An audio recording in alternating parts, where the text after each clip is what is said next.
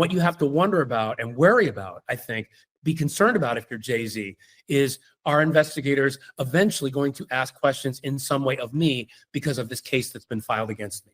As you well know, Roc Nation has a partnership deal with the National Football League to produce a Super Bowl halftime show. And so naturally, when these allegations got aimed at Jay-Z, a lot of people were waiting to hear from the National Football League to see what it was going to do.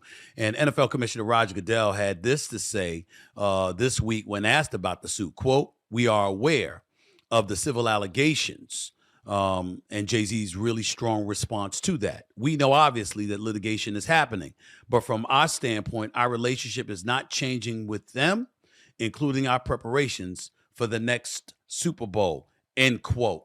Number one, from a legal perspective, how common of a position was that to receive from an entity like the NFL? And number two, what kind of effect, if any at all, do you think will have on this ongoing situation? So number one, I'll admit, Stephen A., I was surprised to see that, only because my sense usually when you talk about organizations like the NFL and claims against partners who have been accused of really heinous situations is basically no comment, or we're waiting to see what happens with the evidence.